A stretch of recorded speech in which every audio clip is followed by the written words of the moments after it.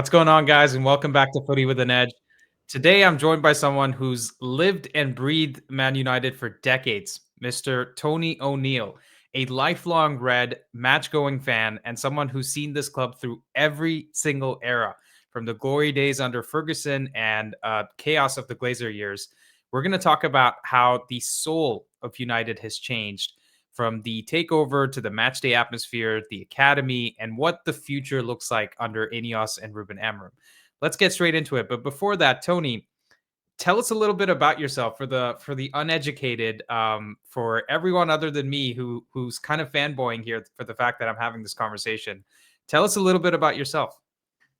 Well, as a young lad coming from a working class background in the 70s, well, late 60s, Manchester United football was everything to kids, and Manchester United was just the attraction. You know, you talk about a worldwide club now. It was people's lives back then.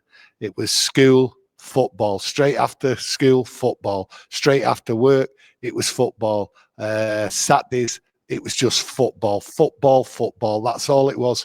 It for the working class man, and to be honest, everyone else up and down the country, it's just something you attached yourself with.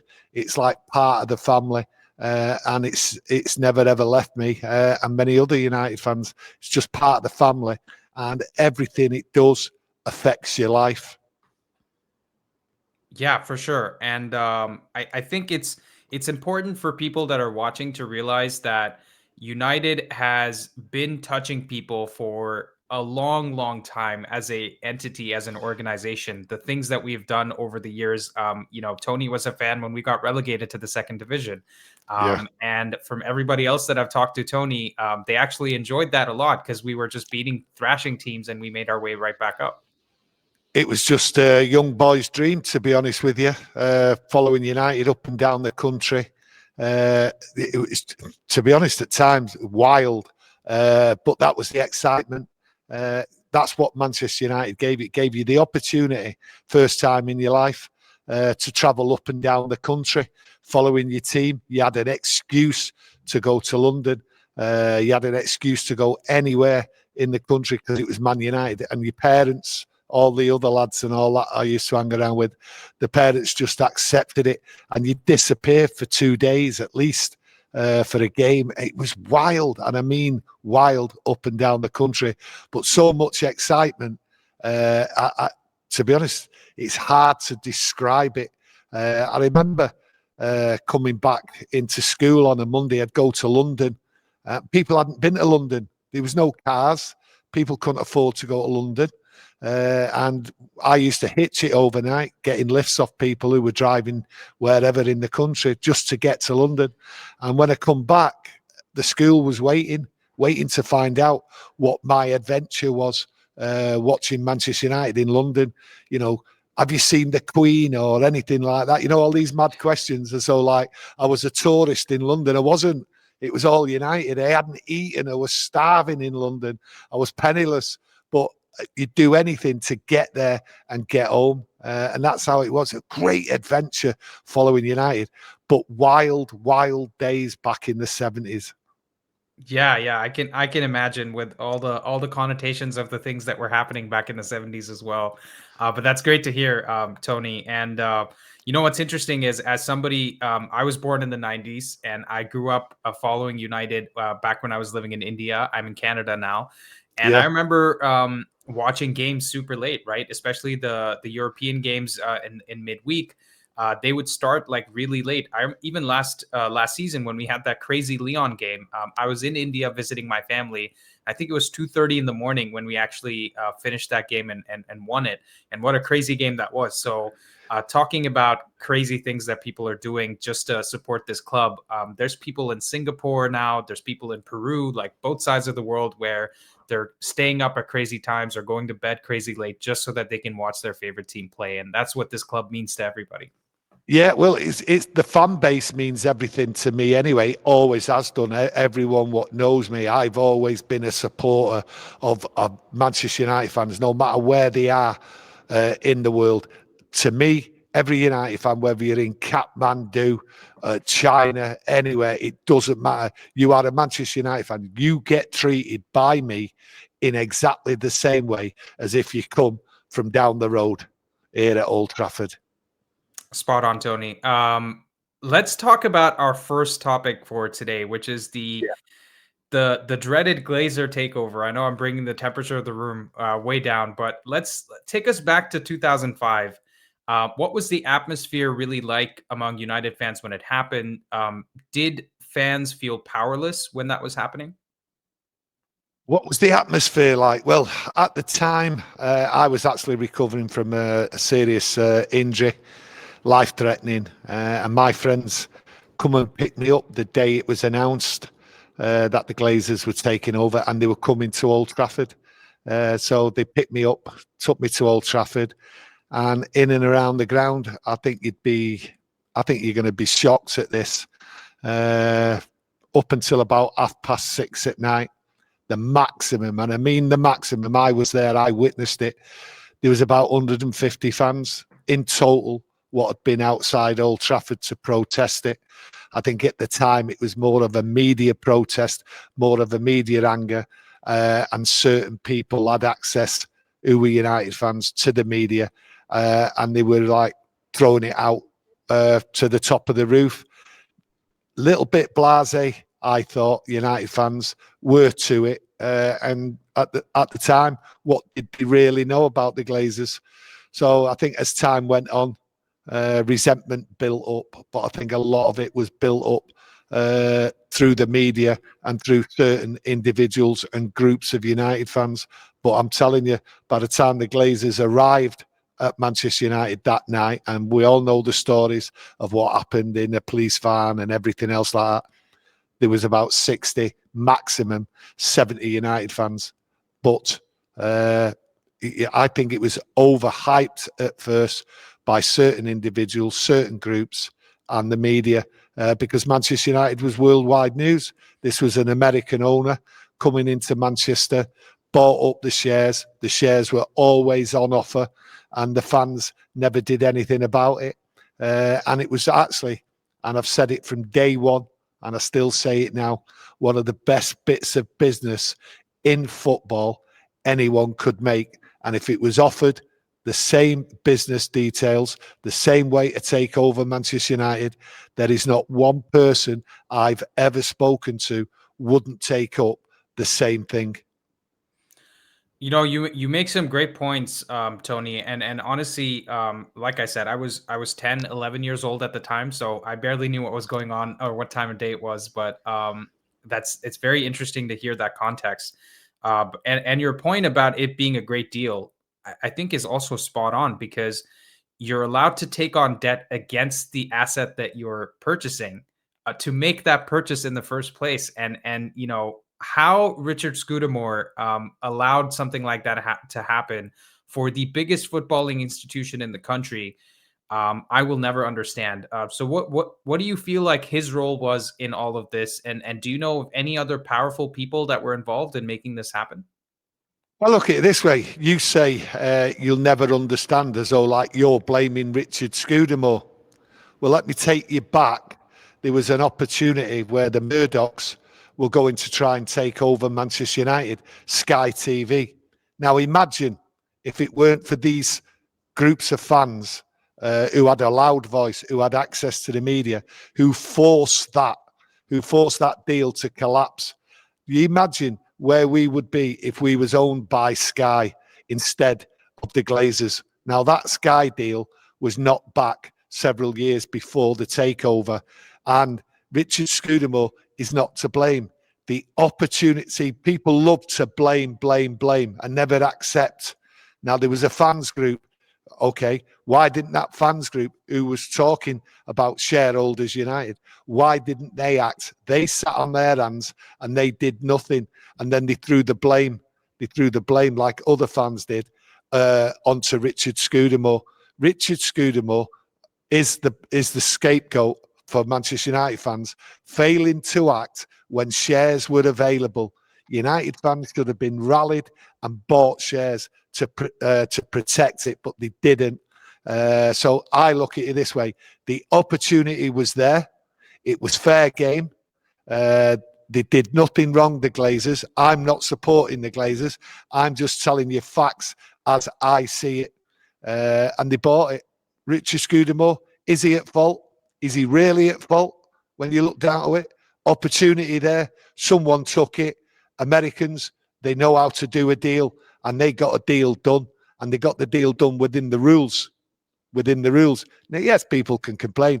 Them rules shouldn't have been there. But the fact is, they were there, and the United fans knew they were there, and they never did anything to prevent it years before. They just sat there. That's how I see it. That's how I see it. And a lot of people might disagree with that. But there's a victim culture here, as though someone's got to be blamed. And the Glazers did nothing wrong from a business point of view. It's a very interesting perspective, Tony. And the only pushback that I would think of is, is it easier for, let's say, few thousand United fans to come together and do something, or is the onus more on the ultimate decision maker to allow or disallow something like this, right? And again, I can't go. I'm not a lawyer. I can't go into the lawmaking or what is allowed and what's not allowed. But in general, if the Sky deal was blocked because it didn't seem right that the largest media organization bought the largest club, then there are several reasons you could say that this type of deal was also not sustainable. And we've seen it happen in other ways where there was a lot of scrutiny on the Saudis buying Newcastle recently, right? Where they were saying it can't be a state-owned fund and all that. So is it fair to say the fans had, it's the onus is on the fans to do something about it? I'm not saying there was any legal avenues to block the Murdoch and the Sky takeover. What I'm saying is fans objected. They went at the government. They went at every organisation they could to protest and everything against it, okay? But did nothing after that. They sat on their hands. Now, the legalities of how and why Sky failed, I don't know that because I wasn't concerned. I was not concerned. I wasn't in that field as a football fan. I was supporting Manchester United, and whatever was going on, any battles and all that, it had nothing to do with me. It wasn't my interest. I'm following Manchester United, and that's what I was all about. Now, for it to fail, there could have been 1 or 2 points. Clearly, there must have been.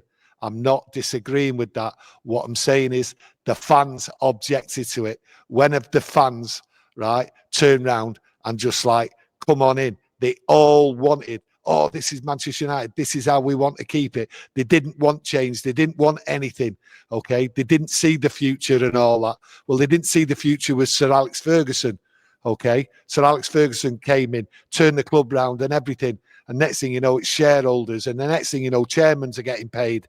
Okay. Fans have always objected to people owning football clubs.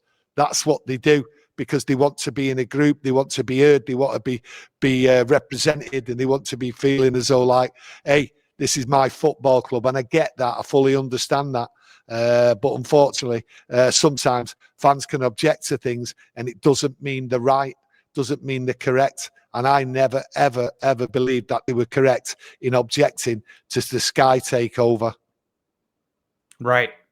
Oh, that's an interesting point. And I think I'd say even the most successful thing that we have done is probably around the Super League, right? Where we got the Liverpool game canceled after the Super League stuff had come out because, we went on to Old Trafford. The sad thing is that that's probably the extent of what we can actually force somebody to do because we can't force the Glazers to sell.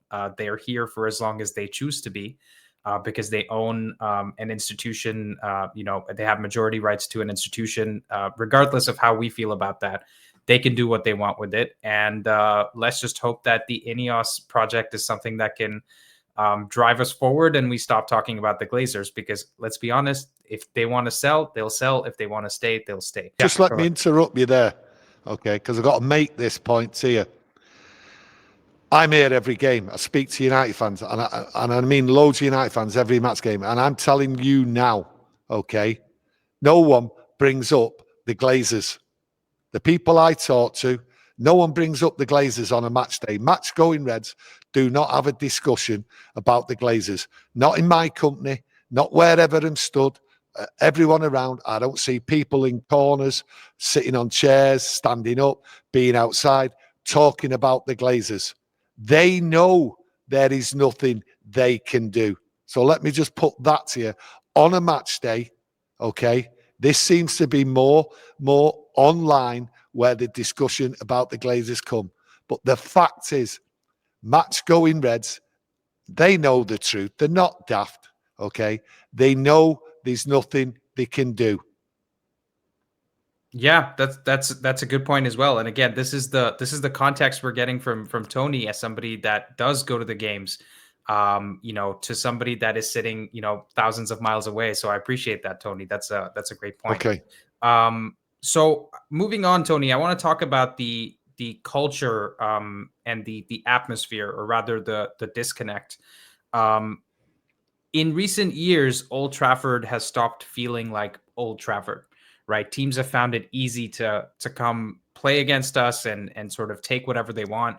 Last season, there were so many teams that did the double over us, right? Even West Ham did the double over us. When do you feel like Old Trafford stopped feeling like Old Trafford? Is there a moment, a match, or a season where you sensed that aura was slipping? There's a couple of answers I can give to that. The match going fan, when it started changing, and you'd be surprised by this, was after we won the treble in 1999. I'd say about 18 months after that, a lot of regular match going United fans, season ticket holders, people who'd been going for 30, 40 years, they'd stop going. The fact is that once you've had everything and you've put your life, your soul, your marriage, you've been married 2 times, 3 times, you've lost your wives, you've lost jobs, everything like that because of your dedication of what's United, suddenly you've won the treble. Well, what else is there? You really, as a United fan, there's nothing else. You've seen it all. You've done it all. We've won the lot. Now, where's the passion? And a lot of passion started to go. And I watched it. And I seen people who I'd known for 30, 40 years suddenly disappearing from the football. So by the time the Glazers come in, the fan base was already turning around because people was disillusioned, right, with life because they couldn't get the excitement anymore. So that's one part of where the fan base started to change. And I think you have to go back to the TV. When the TV was introduced to Sky, that's when the fan base, right, started changing as well. Because overseas and everything, people were getting more interested in it. People getting hyped up. You had more Man United on the TV and everything else like that. And the global news. People were getting more information. And what's happened is the global fan base was suddenly getting over a year, 5 years, 10 years, they were getting the opportunities to get to Old Trafford. And the ticket prices and the way it was distributed, that was changing. But I don't see anything wrong in that. That was always going to happen. I see it decade after decade, the fan base changing. There is not one moment over the last 50 years where the fan base hasn't changed. It's just that the media and everything point out like, oh, we're prawn sandwich brigade and everything else like that, right?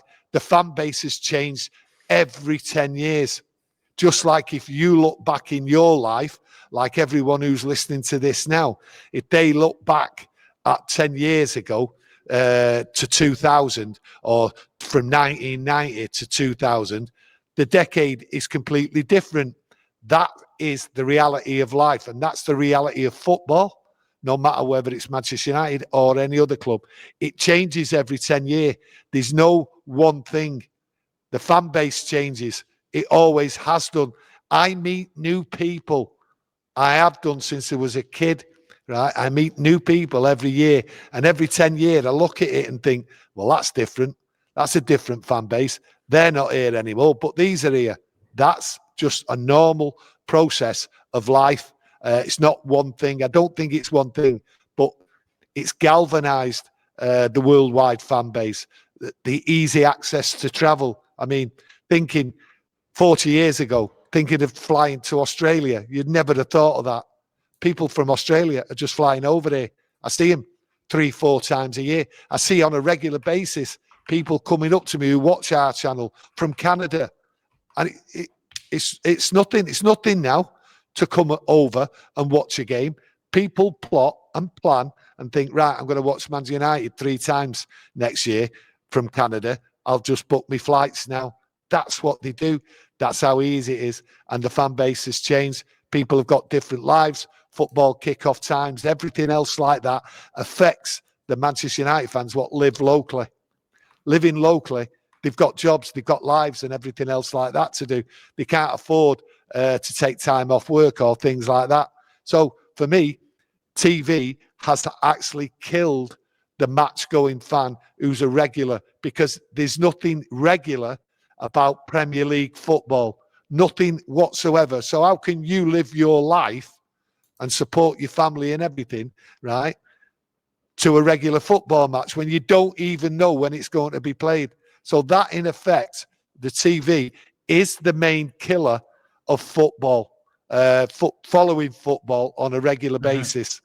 That's how I see it. I think it's the TV, and it's just got worse this year because TV's being shown more and more on TV, but at ridiculous hours. 12 o'clock on a Sunday, Crystal Palace away. 8 o'clock on a Monday night. 8 o'clock on a Boxing Day night. There's so many things, so many factors as to what kills the match-going fan going on a regular basis, and I don't think it's mainly down to money. Yeah, those are some great points, and you see the number of Monday night games that we have now over the next sort of month or two is just ridiculous, right? Because we're being punished for not having European football and a lack of midweek games. But Tony, I want to take that on and talk about an adjacent topic, which is connection to the academy and the Manchester identity, right? Because the class of '92, famously, right, a load of Manchester boys that came into the team, and the rest is history in terms of the modern Premier League era and a lot of the success that Sir Alex also had. Do you feel like fans feel less connected to the academy now than we've ever been before? What do you think has changed? Because I'm looking at players like Pogba or Garnacho, who are maybe, didn't grow up in Manchester. They came from elsewhere and joined the academy when they were maybe 14, 15. And compare that to someone like Kobbie Mainoo, who has grown up here, Marcus Rashford as well, who has grown up in Manchester. How do you feel about the academy now? This might shock you. I didn't have any association. Nobody had any association with the academy. How could they? Because back in the 60s, in the 70s, what access did anyone have to the academy? Where was the news coming from? We didn't have mobile phones. We didn't have computers. We didn't have any access. There was no information. When you seen an academy player, it was when he come on the pitch. That's when you knew he was an academy player. We never grew up being part of the academy and everything. It's this generation now what has an affinity to the academy, because they've got access at the fingertips 24 hours a day, and there's a media outlet constantly about the academy now. I think my generation and everything has not got that feeling that the worldwide fan base has got. You've got a better access than I have, because I'm not computer literate and all that like you are. So I don't have that access. I never grew up with it, and I don't know anybody what did. Now, anyone of my generation now who talks about the academy and that, they never talked about it 40, 50 years ago because there was no access to it. So the local fan, when we talk about the pride and everything in the academy, that's great. That goes back to Jimmy Murphy. That goes back to the rebuild after the Munich air disaster and what happened.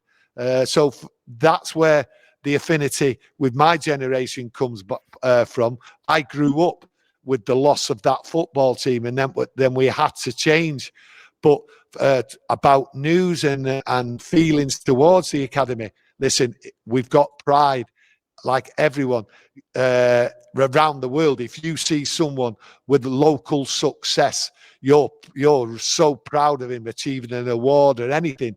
But being part of Manchester United, and you have someone who lives where I've had several players live near me, what have been part of the Manchester United Football Club, and you have a pride from being just from that area.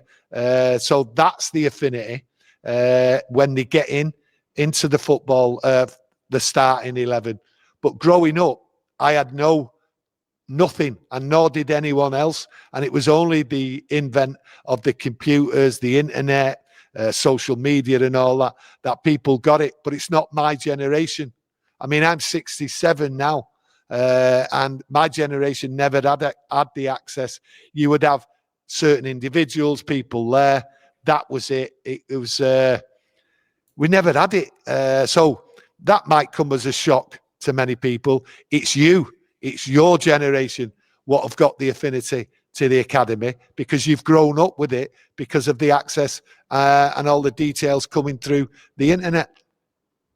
Yeah, I think that's fair. I think the angle that I was thinking more of is part of what you answered already, which is how do you feel when a academy player actually comes into the team and does well, right? Like that connection that you have. But I think you did answer it, which is if there's a lad from a local area that comes in and does well, you feel really good about it. Yeah, listen, well, we all feel good about a local lad doing good, but coming into Manchester United, the importance, as I see it, and put on an academy player coming through is he understands what this football club is all about, what it is to play for Manchester United. Okay, these standards, these rules, and everything else. But most annoying of recent time, okay, there's a difference with a lot of these academy players over the last 10, 15 years. What have come through? Yes, you've talked about the 92. That was different. They were brought under a regime what understood. They all understood what Manchester United was. Well, these academy players, what you could name, okay, what have come through, right? A lot of them have let Manchester United down because this generation of academy players, what have come through over the last 10 years, especially, right, have let Manchester United down. They've let the local people down. Me, they have disgraced this name, some of them, by their antics, what they do, how they perform off the field. It's more important at times for an academy player to perform perfectly off the pitch to represent Manchester United and not lower the standards.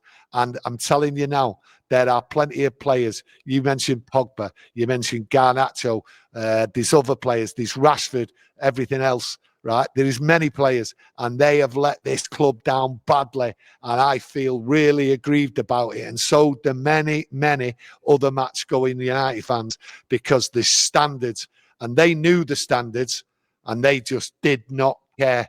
So for me, academy players, they all knew the score years ago. They let it down recent times, but I think when you touched on the club now where it is, I think them standards are going to get better, and we've seen that now by the Deadwood and all them people being booted out under Ruben Amorim in the summer. So things are changing with the academy, and I think they've still got a lot to learn because that regime, people inside the academy, a lot of people were running amok in there, to be perfectly honest with you. Yeah, I couldn't have said it better myself, Tony. Even as somebody who's looking from very, very far away and in different time zones at all times, what hurts me the most is watching Rashford go to Barcelona and play like he's part of their academy, instead of him doing that for longer than one season for United. And I just want to move on to Kobbie Mainoo, because I think it's a hot button topic for a lot of people. Less now in the last 5 games than it was at the beginning of the season, because talks about him being in the midfield over Bruno, maybe over Casemiro. Do you think he's been treated fairly by the club and by the manager? What's the noise like around Old Trafford? Well, if you look at Kobbie Mainoo when he came into the side, it was just a revelation. You thought, here we go, we've got a star here. Next thing you know, he's in the England squad. He's playing well for Manchester United. And then suddenly, what's happened? He's lost his place, maybe an injury or two. There's something going on in the background. He's clearly told everyone, Ruben Amorim, he's got to improve. And he's got to improve in certain things like stamina, running, effort, and he's got to dislodge Bruno Fernandes. So he's been told what he's got to do in training. He's got to prove that he can do the job.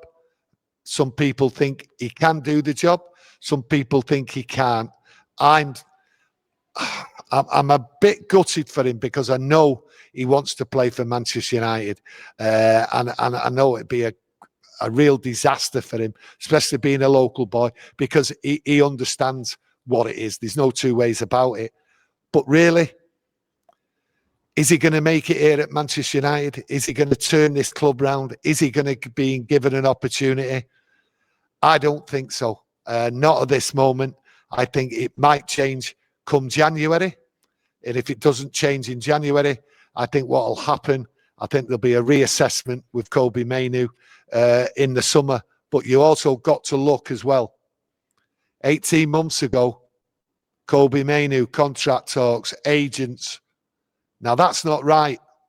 Young lad, not won anything. Yes, got in the England squad, had a few good games, no two ways about it. The potential's there. Suddenly, I want higher wages. Now, the rumour is, the story's out there, a couple of times he's been offered improved contracts and he's turned them down. Now, that tells you something. That tells you something. Now, I think he would have been offered a reasonable amount, and he's not prepared to accept that, but he has not proved anything. Now, he's under a different regime, ownership, shall we say, who's running the show, and they've got different standards. They're not being run over by these potential good players in the future. They're not giving him the money on the potential. You've got to earn your money, and you've got to win things here at Manchester United before you're given the money. That's what this new ownership is saying, and that's quite right. If somebody gave somebody in a job the top money and they just started, or they'd been there 6 months and they hadn't achieved anything, that wouldn't be right. Well, it goes for the same for any player coming to Manchester United. And unfortunately, Kobbie Mainoo hasn't been able to get on the gravy train as easily as the predecessors from the young academy, what went and got their contracts and got big bucks without achieving anything. And that is the downfall of Manchester United. That is what's happened. And Kobbie Mainoo, unfortunately, he's been right in the middle. He's ducking and diving. He wants to do this. He wants to achieve this. He wants to play for Man United. But I also want the money. And unfortunately, he's been caught out at the wrong time. And I think it's affected him. January, he should get opportunities. He might even get opportunities before that. But it all depends on how Manchester United in the summer look at going in the transfer window. Yeah, I think that's spot on. And the interesting point that I always go to is if you want to play for United because you want to get into the England squad, you have no chance of making the starting 11 for England ahead of Declan Rice, ahead of Elliot Anderson, ahead of Adam Wharton, ahead of Cole Palmer, Jude Bellingham, right? They've got quality players in the England team. And in order to do that, you can't even dislodge a 33-year-old Casemiro or a 31-year-old Bruno who's learning a new position. So if you're in that type of position, then maybe you need to look at yourself in the mirror and say, this is exactly the type of pressure I need on myself to improve significantly as a footballer, not just be a wonder kid who's come in and he's good on the ball. You need to know how to graft. You need to know how to win tackles. You need to know how to get back. You need to know how to track runners from midfield, and get better at all those things that, by the way, Bruno has done in his 14th season as a professional footballer by playing 13 of them as a number 10, right? So I think Kobbie Mainoo has all the right pressure put on him by Ruben Amorim, and I like to see that type of pressure that I'm sure the class of '92 had on them under Sir Alex. Right? Yeah, They were being told, "You get better, or you're not playing in this team," and they got better. that's right. They all work for each other. But I also got to say this about Kobbie Mainoo. Okay, Kobbie Mainoo had every time he's been given an opportunity by coming on or either starting a game, has failed this year. He's failed to impress anybody. So I'll leave that there on Kobbie Mainoo. Yeah, I couldn't have said it better myself. And let's hope he actually figures it out, because I think every single one of us would love to see him do well for this club. And it also means we don't have to go spend more money on another midfielder, right? Yeah. But moving on, Tony, the last kind of discussion I want to have with you today is Okay. the hope of the rebuild. Are you optimistic about INEOS and their project 2028, or even beyond that? Do you feel like football people are finally in charge, and are you backing Amorim to be the guy that takes us to the top? I'm a backing Amorim to take us to the top. Certainly not. Certainly not. I think he's a manager what's coming, and he's there for a couple of years, to be honest with you. And I think United will move on, regardless of what happens this year, next year. I think that's how football goes. I can't see managers, the longevity, the days of having people like Alex Ferguson here for that many years is over. I just don't see it in this modern day era of football. So that's the answer for Amorim. He's not here for the long term.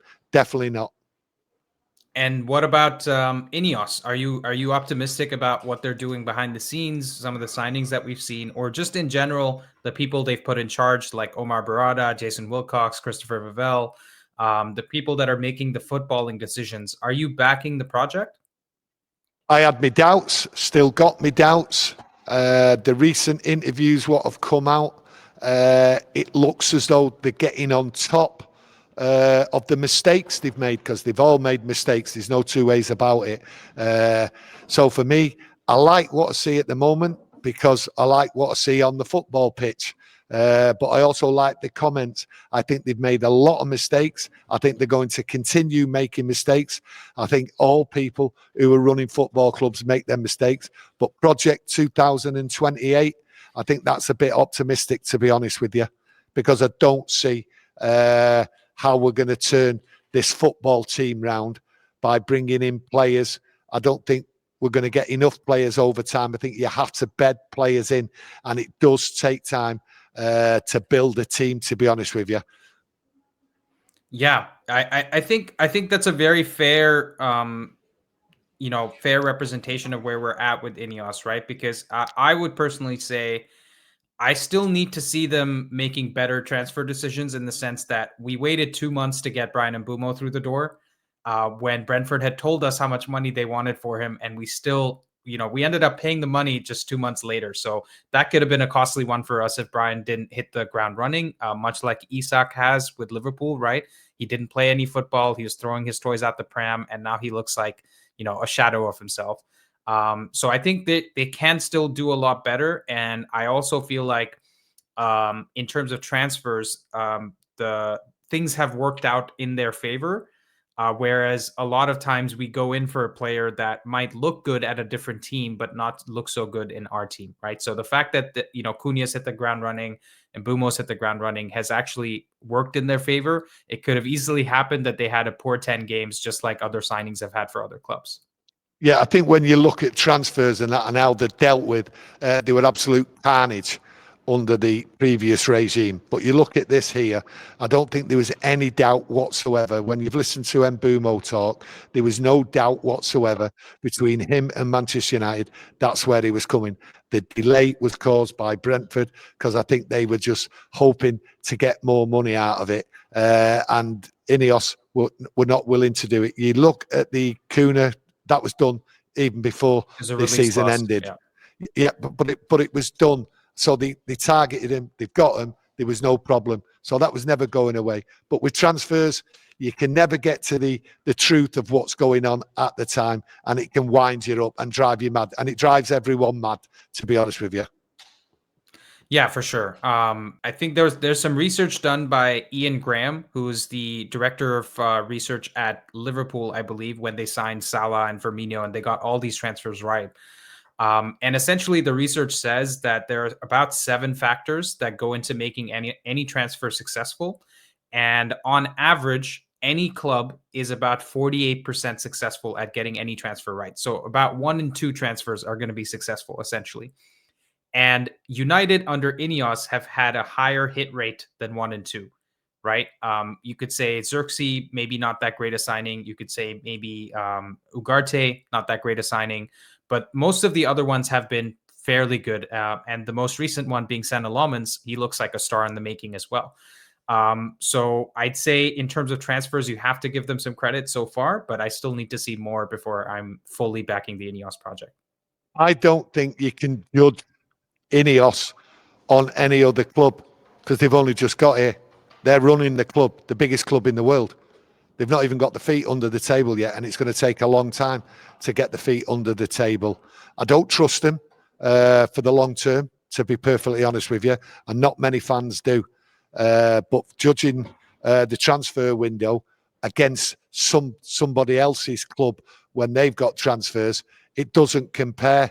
They've had, 18 months, coming up to 2 years of total carnage. That's what they walked into. They've created a lot of carnage themselves, but that's what the fans wanted. They wanted the rip out. They wanted the carnage. So I don't think comparing INEOS to anyone else can actually come into it, but that's my opinion at this moment. Yeah, no, that's fair. I think the research I was referring to is more general, like across all clubs, right? Well, that's what I'm saying. I understand that, but Manchester United, as you know, and every other United fan knows, is a unique club, and any stats or anything belong just to Manchester United. Yeah, that's fair. That's fair. And so switching gears a little bit, Tony, I want to hear from you. What does success actually look like for United? Because I feel like there are some people out there that every time we have a disappointing draw, the reaction is always, we're Man United, we should be doing better than that. Whereas maybe the reality is that because of the erosion of the performance and the standards over the last 12, 13 years, United aren't really what we used to be in terms of on the pitch success. So what does success actually look like to you? Is it only success when we're back to winning the Premier League or the Champions League? Or do you think consistently finishing in the top 4, being in and around the title race is also considered success? When I started following United, like everybody else, we didn't follow Manchester United for all them years, thinking we've got to win this, win that. We followed them because they were part of our club, part of our family. And if you picked up a cup here and there, if you tried to challenge here and there, fine, excellent. But I'm telling you now, all we wanted was to see them players go out there, represent Manchester United, and fight for this football club and fight for these fans. Put the effort in. Anyone who didn't put the effort in, right, isn't a Manchester United player. Now then, that's turned round. At the moment, what do the fans want? Me, I'm just happy at this moment in time because I can see a turnaround. I can see effort. That's cheered me up more than anything. Do I see United challenging for anything? No, I don't. Listen, if we challenge for the league or a cup or getting the Champions League and we're going to challenge, that's fantastic. But for now, for the next 2, 3, possibly 4 years, all you want as a Manchester United fan is to see effort and people commit themselves to this football club, which is the fans, a lot of fans' lives, and the commitment by the fans. They deserve fight on that pitch. That's all you can ask for, and to try and challenge. And if they get something out of it, if they win a trophy, if they manage to get in the Champions League over the next couple of years, if they win the league and win a cup, fantastic. but you can't expect any more now. This club has been absolutely run to the ground. It has been a disgrace what's happened to this football club. Its history, its culture, everything else. I can't expect anything else, and I don't expect anything else. I'm happy to see this club fight on the pitch because from what I've gone through a horrendous time. I witnessed last year the worst year of my life as a Manchester United fan. And people might wonder, well, you watch United. I followed United when they got relegated and everything. It was a different world then. We got relegated, but you've seen players fight for your club and everything. And you was proud of them players because at the end of the day, when they got beat by a better side and they put everything into it. You go back last year and you look at that football and you look at them players walking about. They're not here at the club anymore. And they were academy players, some of them, right? Yep. They were a disgrace. You want your players to fight, and that's what you want for the next 2, 3, 4 years. And if we achieve anything, fantastic. You know, Tony, honestly, as a fellow fan that's supporting United in a very different way than you are, because obviously I'm not going to the game. That. Yeah, I understand that. It's very nice to hear you say that, because that's exactly the feeling that I got sitting, thousands of miles away, which is we give our lives to this club, right? We wake up at different times, or we go to every game, we go to the away games, and all we want to see is something we can talk about with pride, right? Something that we can stand behind and say, that is my team. That's the team I support. I started watching United when Ruud van Nistelrooy was banging goals every week, right? And I think around 2004. And we didn't win the league for a few seasons, but you saw some of the quality players getting, put into the team and mixing into the culture. Like Ronaldo came in through that time. Rooney came in through that time. And we were still seeing things that we were excited about. Whereas last year, like you very rightly said, we saw Rashford and Garnacho just walking around, and the pantomime that Garnacho was doing on social media as well, like putting on the Villa shirt with Rashford on it, all that stuff. It's just a nonsense, because they don't realize the weight of the club or the weight of the shirt that they're wearing, and they don't realize how much it means to how many people across the globe. And they are sorry to interrupt. They are a disgrace to Manchester United fans.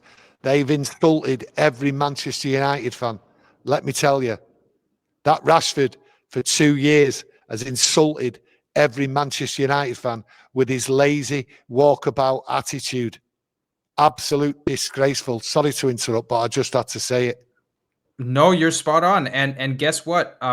He waited to get his contract, and then that's what he does after he gets his money. And that's it's very disappointing to see that. But Tony, as a parting thought, I just want you to help us younger fans, give us a message about what it means to support this great club and what we should expect moving forward. Because I feel like a lot of us feel lost. I've spoken to people that started supporting United during the Erik ten Hag era, right? And they have no idea what it even means, like to win, 5 games in a row, for example. So what's your message to those fans? What's my message? You have to suffer pain. For you to enjoy Manchester United, you have to suffer. And I mean suffer badly at times, okay? I used to suffer badly when I was a young lad and all that, right? But following the club and all that, I soon got over it, right? Because it's your life, okay? Cradle to grave. The moment you're born to the moment you die, you stick with your club through thick and thin. But you have to take the pain. To enjoy the good times, you have to suffer. Now, we're suffering. You've got carnage and chaos. That's what we've seen at Manchester United over the years, right? You still got carnage and chaos to come. This isn't a bed of roses. Life isn't a bed of roses, okay? But this is your family, and you can always speak to United fans, right? So if you need comfort, you need like someone to get you over the weekend because it's been a terrible game of football, speak to United fans. And my advice is do not have a Scouser as a friend. a Liverpool fan, because he will just laugh and humiliate you. So just stay clear of any of that. I don't have friends who support other football clubs. All my friends, whether it's business or anything like that, in life, it doesn't matter. They are all Manchester United fans. Okay? I don't have them, because they will ruin your life. And the object of being a Manchester United fan is to ruin their life. Just laugh. You'll have the pain, you'll suffer, but the good times always come to Manchester United. That is why we're the biggest and best football club in the world. Yeah, spot on, Tony. And I think it's safe to say we're all enjoying the downfall of the Scousers. Watching them, be firmly put in the mud by their own manager is something that is joyous. It's a hiccup. That's all it is with them. Do not underestimate them. Underestimate them at your peril. It's a hiccup, but it's great to see, and we can all laugh at it. Yeah, absolutely. Tony, really appreciate you taking the time to come on and share your perspective today. Hearing from someone who's lived it, not just watched it, really brings home what this club means to people. And certainly I've learned a lot from just listening to you and the amount of pain and suffering that has gone into supporting this club just to get the few moments of glory. Really tells you what this club is all about, and really tells you what being a football fan is all about. For everyone that's watching, let me know in the comments below what part of Tony's story hit you the most. Was it about the Glazer takeover, the atmosphere at Old Trafford, or the new era under INEOS and where we're going? As always, if you guys enjoyed the conversation, please hit the like and subscribe, and go on to Webby O'Neill channel, who we'll put in the description, and we'll try to collaborate with them more often as well. Tony, thanks again, mate. Hey, listen, it's been excellent coming on. I love talking United fans. I always do. Always have done all my life. So if you ever want me back on, I'll come on anytime, talk about anything. Maybe some of your viewers know more about me and would want some questions answering. So anytime you want me on, I'll be gladly coming on. I really, really enjoy talking. Yeah, likewise, Tony. And by the way, guys, I've also done a video with Tony's son, Kieran, on their channel that should be coming out around the same time. So do go check that out as well, and like and subscribe to their channel as well. Thanks, Many Tony. Thanks. Cheers, my mate.